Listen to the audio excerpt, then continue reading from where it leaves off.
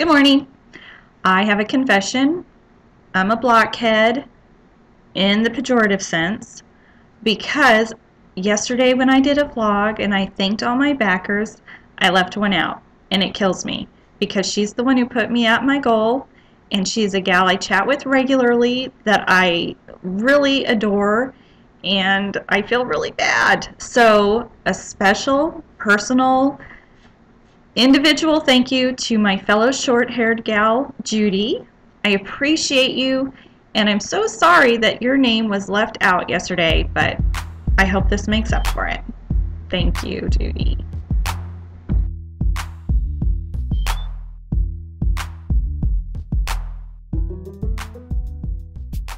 Okay, so today I start my first block.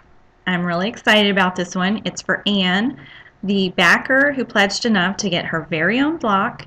She got to tell me what she likes, and she said water and poetry. So I'm really excited to start this one. I am looking forward to using light blues, kind of a crystally blue, some white, and some turquoise. I plan on using a little bit of poetry on the block, and I think it'll be really pretty. I'm making it, so I know it'll be pretty, but that's beside the point. Anyway, I'm excited. I will take photos. I will let you know about the progress, show you my materials, and explain a little bit about how I am making this block. And then tomorrow I'll post the beautiful picture of the beautiful block, and hope you enjoy it. I know I will. One more thing before I get started. You may notice a lack of modesty. Sorry about that.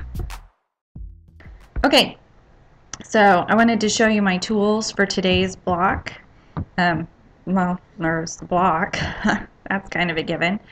And then the block is going to be water and poetry. And so I picked out colors like a little bit of sand, some light blues, a little bit of gray, and then a turquoisey color. Don't know if you can see that very well. I'll get the hang of this camera. And then because those are the colors, I was looking around for inspiration, and what do you know, the Anthropologie catalog came yesterday. You'll notice a lot of Anthropologie references in my blocks. Just love the colors, love the funkiness. They just make me go like, oh my gosh, every time I see their catalogs or walk into their stores. Anyway, this issue, this right here, a lot of teals, golds, shimmeriness, really pretty. So I'll keep looking at that just to make sure I'm staying on the color track that I want to be on. And then some of my tools are these great little brushes for stenciling. I may stencil, I may not on different projects, but they do a good job of dabbing the paint on the block, and then I can sweep it off and it kind of looks like whitewashing. Really cool technique. And then I've got my tiny paintbrushes. I plan on doing a lot of fine, tiny detail work. So my really fine paintbrushes, a little jar for water so that I can keep it smooth and thin. The paint that I use tends to get dry and clumpy really fast, so I like to keep it as thinly watered as I can. And then this I love. It's a porcelain paint. You can paint it on glass, wood, whatever. If you paint it on glass, you can actually bake it in the oven and it solidifies, and you can wash it and drink out of it. I love this stuff. And then with it are little tips, little metal tips, or nubs as my mom calls them. I don't know what the technical term is, but this cute little tip goes right on the top of this bottle, and that's what I plan on using to write words with. And as far as the words go, what I tend to do is find a font that I really like, write out the words, print it on a piece of paper, and then transfer the words to the block, and then trace over it with some type of pen or paint.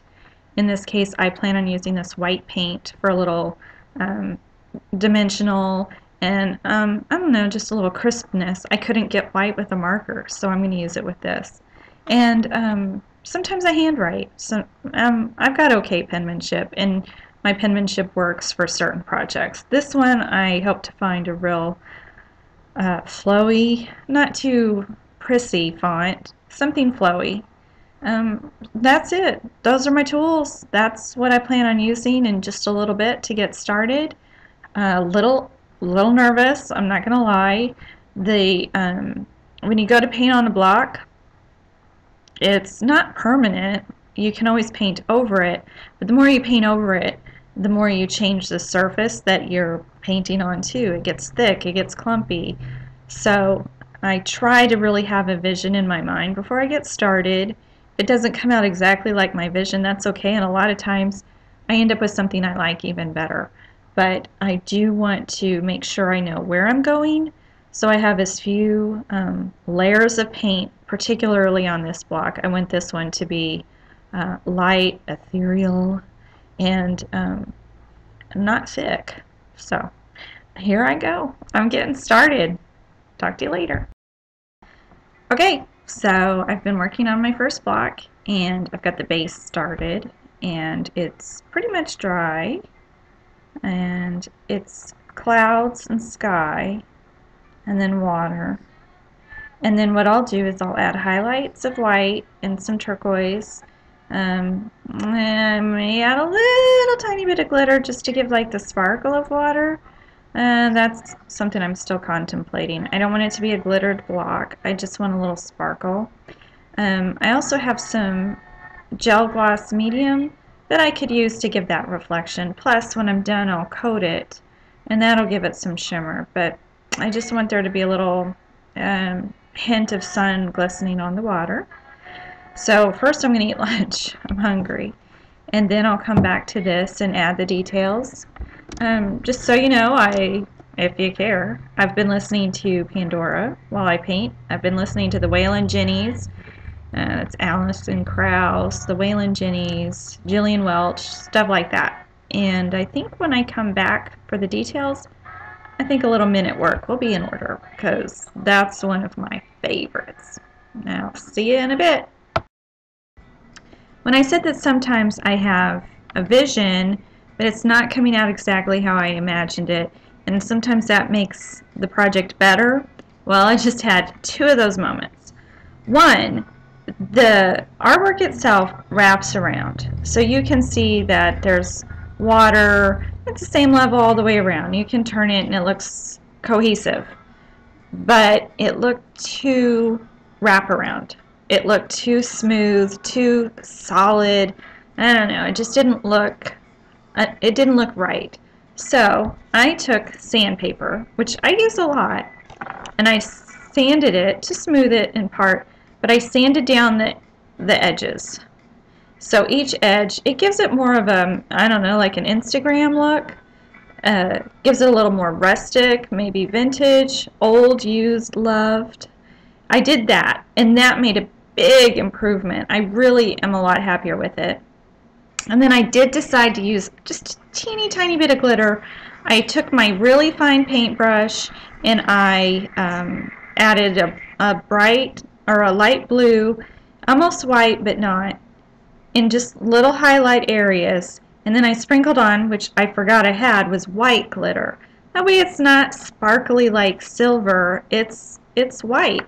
And I know you can't tell from here, but it has just a shimmer, just a glimmer, and it's the same color as the paint for the most part, so it doesn't look like glitter got put on it. So, really happy about these two things.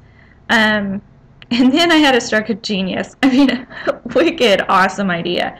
Usually, I find a font, I type it out, I print it out, and then I color on the back with pencil or something, and I transfer it on. Well, I decided this time I'm not going to do that.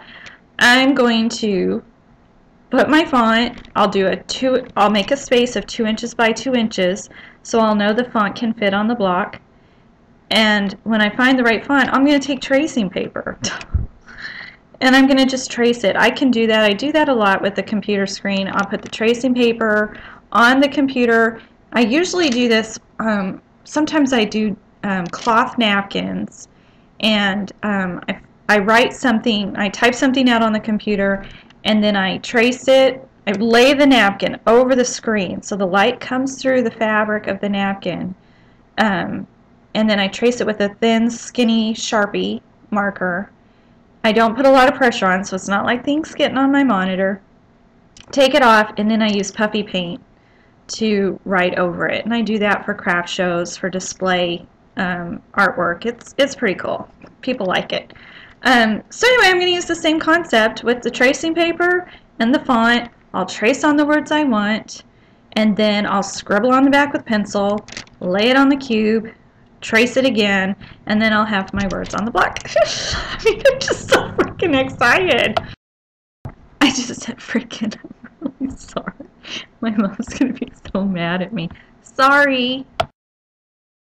Alright, now I'm at a crossroads. I traced my font on tracing paper, scribbled on the back, and then traced them onto the blocks. See? Nature is the truest poem. Okay, here's the dilemma. My plan was to use my white porcelain paint and the little bitty tip and trace my font to make it white. And I think that'd be beautiful. The problem is the gray of the pencil looks so cool with this gray tone blue water scene. So I'm not really sure what to do. If I keep it pencil, it's going to look great. The problem with keeping it pencil is I'm going to have to spray it real thin with some form of sealant. The sealant I would normally brush on will smear the pencil all over the place. And that's fine, no problem. I would spray on a thin sealant and then I'd still probably add more coats of the other stuff. If I use the white paint, I can't go back. So I'm really liking this gray. I think white would be really pretty. White would blend in with the paint of the sky, the clouds, so it wouldn't be so, hello, there's writing on this cube. But this gray looks so pretty. So I'm at my crossroads, and I'm going to think about it for a while, decide what I want to do, and then finish it up this evening. Some of my best thinking happens when I go away and do other stuff. So I think I'm going to do that, think about it, and then you'll find out what I decide tomorrow when I post the final picture. So have a good afternoon, have a good evening. Bye. I went away, I did some thinking, and then I remembered something. Okay, so Martha Stewart paints come in these. This is what I've been using today. She also sells at Michael's these empty tubes that you can make your own paint, your own colors, your own consistency, and then she's got these little tips. Okay, and they just screw on. Now, you can just screw it on to a bottle of paint because Martha thinks of everything, and they twist off the cap, twist on the tip, and your paint bottle becomes a really fine tool for writing or drawing thin lines. Pretty cool. And I thought, oh, I've got those. The problem is they're not as, you can't get as fine a line with these as you can with those silver tips I showed you earlier. So I took one of those tops and I took one of my little silver tips, okay, taped the heck out of it. I mean, this sucker is not moving. It is taped on. And then I thought, okay, I'll twist that onto the gray and then I'll have it as thin as I want. And then I thought, okay, still not sure about the gray. Still not sure if I want white or gray. So again, that's where this empty bottle comes in, and one more crossroads crossed off my list. I'm going to mix white and gray. I know, it's so genius. In this bottle. Then I'm going to twist on my little makeshift fine point cap, twist it on, and then I'm going to write. I'm going to write, trace over my letters, and you still won't know what it all looks like till tomorrow, but I just couldn't let y'all go a whole evening without knowing how I was going to solve this problem. And if I waited till tomorrow, I might not remember to tell you how I solved this problem, and I like to share my genius whenever I can.